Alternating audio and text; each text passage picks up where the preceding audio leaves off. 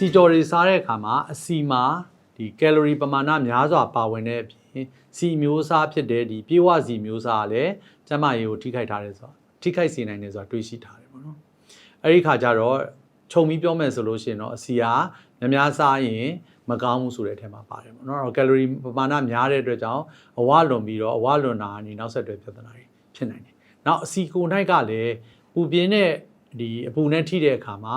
transfer လို့ခေါ်တဲ့ပြောင်းလဲစီဖြစ်ပြောင်းလဲသွားတယ်ပေါ့နော်အဲ့လိုပြောင်းလဲတဲ့အထဲမှာစီကိုစားမိလို့ရှိရင်ခန္ဓာကိုယ်ထဲမှာဒီစီကိုခြေဖြတ်ဖို့အလွန်ခက်တယ်ခက်တဲ့အခါမှာသူနဲ့ဆိုင်တဲ့နောက်ဆက်တွဲပြဿနာတွေဖြစ်တတ်တယ်ပေါ့နော်အထူးသဖြင့်တော့နှလုံးနဲ့သွေးကြောဆိုင်ရာယောဂတွေနဲ့ဆက်ဆက်မှုရှိတယ်ဆိုတာတွေ့ရတယ်အဲ့တော့အထူးသဖြင့်တော့နှလုံးသွေးကြောကျဉ်တာတို့နှလုံးသွေးကြောပိတ်တာတို့ဖြစ်တယ်အဝလွန်တာတွေဖြစ်နိုင်တဲ့အပြင်စီးကြိုယောဂဖြစ်နိုင်တယ်ပြီးတဲ့အခါမှာအစီစားများလို့ရှိရင်ဒီစီကြော်ထဲမှာပါတဲ့ chemical ဓာတ်တစ်မျိုးကြောင့်မလို့ကင်ဆာဖြစ်နိုင်ခြင်းများတယ်ဆိုတာလည်းတွေ့ရတယ်အဲ့တော့ဘယ်လိုကင်ဆာတွေနဲ့ဒီစီကြော်တွေနဲ့ဆက်ဆက်တယ်လဲဆိုရင်တော့ကြောက်က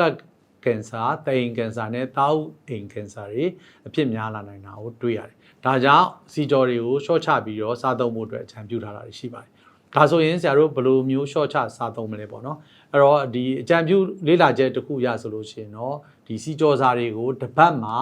2 ရက်အပြင်ပိုမစားသင့်ဘူးဆိုပြီးအကြံပြုထားတာရှိပါတယ်အဲ့ဒီခါမှာလဲကြော်တဲ့အစီအဆိုရင်လည်းဒီပြေဝစီအစားကိုမပြေဝစီကိုအသုံးပြုပြီးကြော်ထားတာမျိုးတွေနောက်တစ်ခါဒီစီထဲမှာနှစ်ပြီးတော့ကြော်ထားတဲ့အစားအသောက်မျိုးတွေကိုတော့ရှောင်သင့်ပါတယ်ပေါ့နော်အဲ့ဒါတော့အာလူးချောင်းကြော်တို့ကြက်ကြော်တို့ငါးကြော်တို့ပါဝင်နိုင်ပါတယ်ဆိုတော့အဲ့လိုအစားအသောက်တွေကိုလုံးဝရှောင်နိုင်ရှောင်စားမယ်ဆိုရင်လည်းတစ်ပတ်ကို2 ရက်ထက်ပိုပြီးမစားသုံးဖို့အတွက်ကိုအကြံပြုထားပါတယ်